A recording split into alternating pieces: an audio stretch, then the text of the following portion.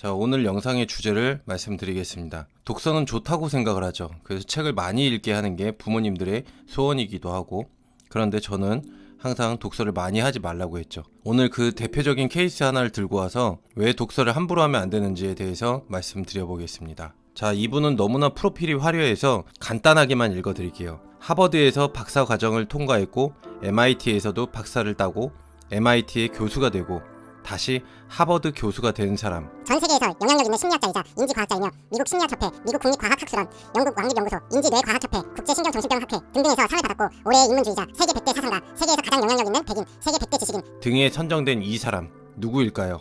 저는 아니겠죠. 이 사람이 바로 오늘의 주인공 스티븐 핑커 교수입니다. 자, 한번 상상을 해보세요. 자, 이 스티븐 핑커 교수가 지금도 아마 하버드 교수일 거예요. 여러분들 앞에서 강연을 한다고 생각을 해보세요. 야, 진짜 대단한 사람 나왔네 하면서 귀를 쫑긋 세우고 마음을 활짝 열어버릴 겁니다. 그리고 강연이 시작되면 이 사람이 하는 말이 다 옳다고 생각을 하실 거예요. 자, 일단 이분의 주장을 들어볼게요. 우리들은 보통 원시시대, 선사시대, 수렵 채집인의 시대 다 같은 말로 쓸게요. 이때의 사람들은 평화로웠고 지금 현대사회가 가장 폭력적이고 야만적인 세대다 라고 사람들은 생각한다. 하지만 이것은 잘못되었다. 원시시대가 더 폭력적이었고 야만적이었고 현대가 가장 평화로운 시대다 라는 주장을 하고 있어요. 그리고 이런 주제로 책도 많이 썼고 테드에서 강연도 많이 했어요. 자, 이 영상을 한번 보세요. 유튜브에도 올라와 있어요. 이 영상의 제목은 한국말로 하면 폭력의 놀라운 감소라는 제목이에요. 수많은 사람들 앞에서 강연을 합니다. 이 영상을 보실 때 앞에 5분에 관련된 내용이에요. 이 영상의 내용을 한번 제가 설명해 드릴게요. 아우슈비츠 수용소 아시죠? 여기에서 이루어진 잔인한 행동들, 그리고 스탈린, 히틀러, 마오쩌둥, 폴포트 정권 이런 등등 이 시대에 벌어진 잔인한 대학살들이 있었다. 지금도 세계 여러 곳곳에서는 테러도 많고 내전도 많고 학살, 전쟁들이 아직도 많죠. 이런 예시를 들면서 이런 사건들만 보고 지금 이 현대 시대가 폭력적이고 야만적이라고 생각하는 건 잘못되었다. 왜냐? 과거 원시 시대에는 더 심했다. 그래서 지금이 가장 평화로운 시대다 라고 하면서 이런 증거를 화면에 띄웁니다. 이 도표가 어디서 나왔냐면 로렌스 킬리라는 사람이 쓴 문명 이전의 전쟁, 평화로운 미개인의 신화라는 책에서 나온 자료를 가지고 증거로 내민 거예요.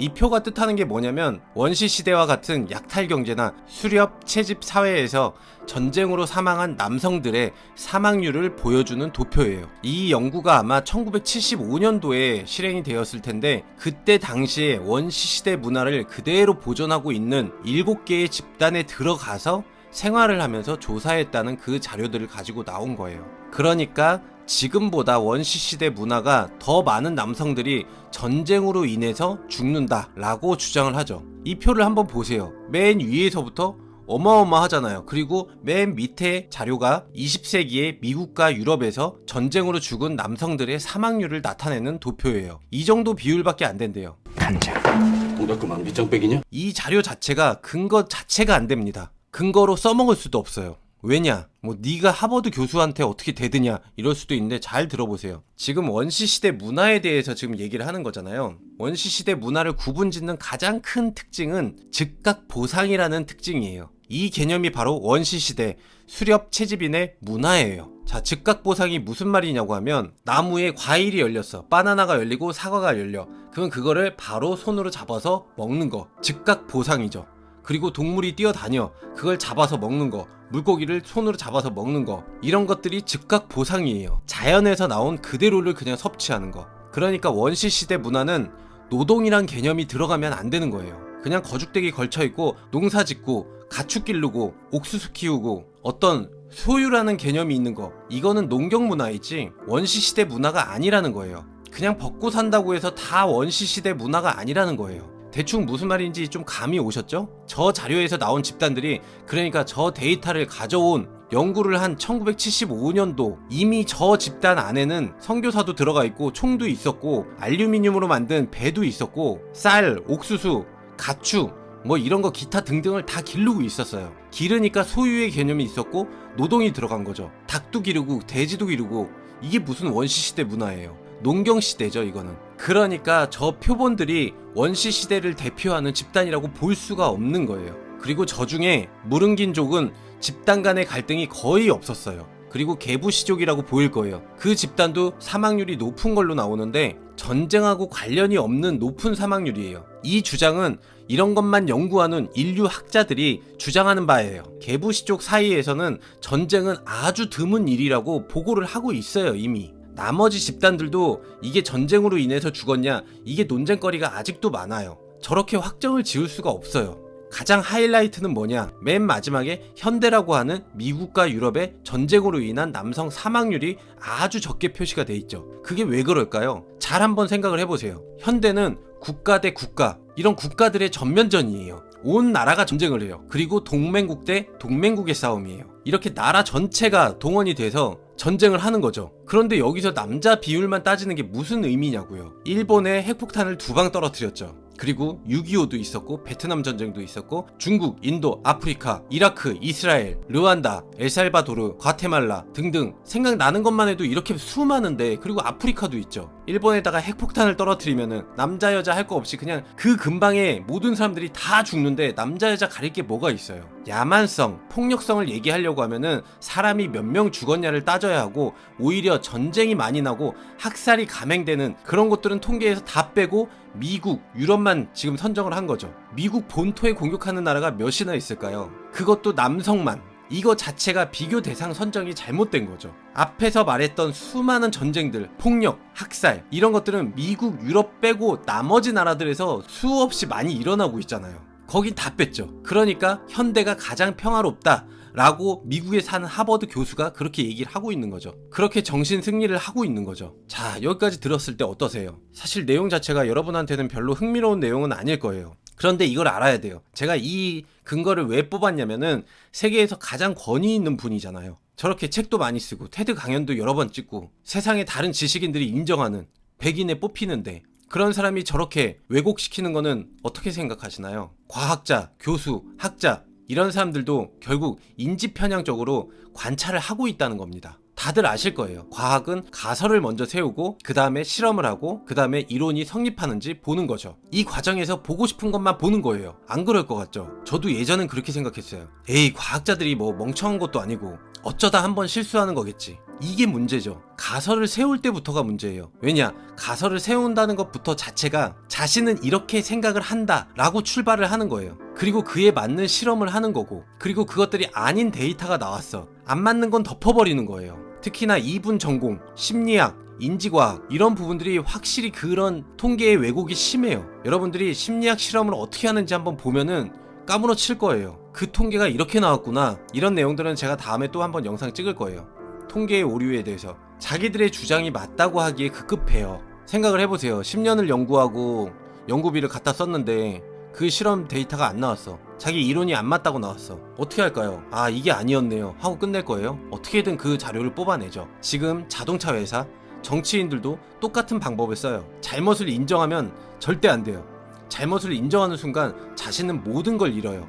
바보가 되고 차라리 논란이 일어나는 게 나아요. 그런 걸 알고 있기 때문에 절대 인정을 못해요. 자, 우리가 왜 역사를 공부해야 될까요? 여러분들이 우리가 알고 있는 역사라는 건 인류의 위대한 기록이 아니에요. 인간들의 실수를 기록해 놓은 거예요. 역사를 모르면 다시 또 그 실수를 반복하니까, 같은 실수를 반복 안 하기 위해서 역사를 공부하는 거예요. 과학도 그렇고, 과학의 역사를 공부해야 되는 것도 그 실수를 반복 안 하기 위해서.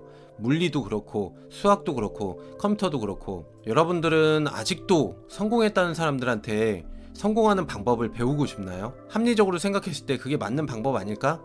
그렇게 생각하실 거예요. 그 사람은 해봤다니까. 그 방법으로 성공했다니까. 그런데 한번 잘 생각을 해보세요. 성공 여부를 떠나서 여러분한테 강연 요청이 들어왔어요. 여러분이 그 자리에 있기까지 어떻게 그 자리에 왔는지 강연을 해달라는 거예요. 아니면 자기 자신이 걸어온 이 길을 책으로 쓰거나 PDF로 만들어서 강연을 팔려고 해요. 한번 해보세요. 쓰시다 보면 운이 좋아서 된 것도 자기가 이런 노력을 해서 이렇게 이루었다 라고 설명을 해요. 진짜 그래요. 어떤 불가능한 상황이 있었는데 자기는 이런 마음을 가지고 이렇게 했더니 됐다. 아니에요. 조작이 가해진 거예요. 그것도 인지 편향이에요. 보고 싶은 것만 보고 시간의 흐름에 따라서 기억이 바뀐 거예요. 말을 하다 보면 그 말이 또 바뀌고 하는 것처럼 기억은 뽑아낼 때마다 그 기억이 또 바뀌어요. 과학에서는 빛이 7가지 색깔이라고 하죠. 그리고 적외선, 자외선이 있다고 그러죠. 진짜 그럴까요? 그게 왜 7가지 색깔일까요? 프리즘을 통과했으니까 7가지 색깔 아닌가요? 프리즘이란 도구를 통했으니까 7가지 색깔이 나온 거지, 우리 눈에는 빛은 분명히 하나의 색깔이에요. 다르게 생각해 보세요. 우리 주변에 분명히 어떤 향기가 지금 돌아다니고 있어요. 그 향의 분자죠. 근데 우리는 냄새를 맡지 못하고 있어요. 담배 케이스가 이렇게 있다. 요 정도만 떨어져 있어도 냄새가 안 나요. 그런데 개는 냄새를 맡겠죠. 존재하는 걸까요? 저는 못 맡으니까 이 분자가 없다고 생각을 했는데 개는 분명히 같은 공간에서 냄새를 맡고 있죠. 그러니까 결국에 프리즘이 아니라 다른 도구였다면 색깔이 100개, 200개가 될 수 있다는 거죠. 자, 반대로 생각을 해서 실패한 사람이 성공하는 방법을 더 잘 알아요. 왜냐? 성공한 사람들은 운도 자기의 실력이라고 포함을 시켜버리죠. 그런데 이렇게 생각을 해보세요. 여러분의 친구가 성공을 했어. 배가 아파. 그럴 때 어떻죠? 정말 객관적으로 냉정하게 볼 수가 있죠.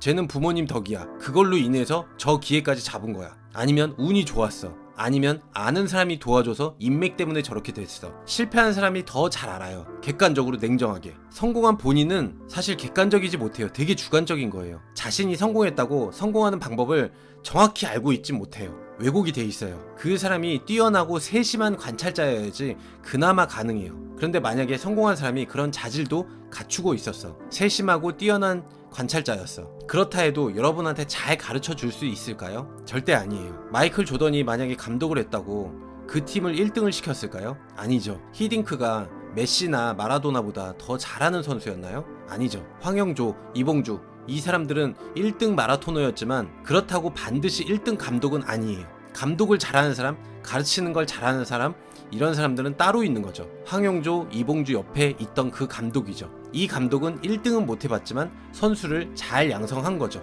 다른 요인도 분명히 포함되어 있어요. 자기계발 추종자들, 이런 분들은 제 영상 보지도 않을 거고, 만약에 본다고 해도 저한테 얼마 벌었는지, 직업이 몇 개인지, 사업을 몇 개나 하는지, 이런 것들을 자꾸 물어봐요. 이런 걸 제가 말을 안 하니까 저를 안 따르겠죠. 그런 분들 중에 자기계발하고 1년 이상 하고 책도 보고 노력도 해봤고 강의도 듣고 했는데 성과가 없다면 그 방법은 틀린 겁니다. 왜냐? 그 책이나 그 강연들에서 분명히 누구나 할 수 있고 쉽고 빠르게 부자가 될 수 있다고 했잖아요. 그 방법으로 했는데 안 된다면, 큰 변화가 없다면 그 방법은 틀린 겁니다. 자신의 생각이 틀린지 맞는지는 한번 해보면 답이 나옵니다. 여러분들이 자기계발을 1년 이상 자기 노력 선에서 최대한 해봤는데 안 된다면 그 방법은 틀린 거예요. 또 다른 자기 개발을 찾지 말아요. 제발 보여지는 것만이 정답이 아니라는 거 꼭 기억을 하세요. 세상을 삐딱하게 바라봐야지 다르게 보입니다. 책은 좋다, 독서라는 건 좋다, 이런 고정관념 때문에 앞에서 말한 것처럼 무방비로 책을 읽지 마세요. 철저하고 냉정하게 하나하나 시시콜콜하게 다 따져가지고 그럼에도 불구하고 통과한 게 책에서 한 문장, 두 문장만 돼도 그 책은 대단한 겁니다. 정말 큰 도움이 됩니다. 그리고 그것만 받아들여야 됩니다. 이런 책들이 무의식적으로 내 사상이나 내 잘못된 고정관념을 형성하고 있는 거예요. 그러니까 날 믿어요. 나는 거짓말을 하고 있으니까. 바이바이.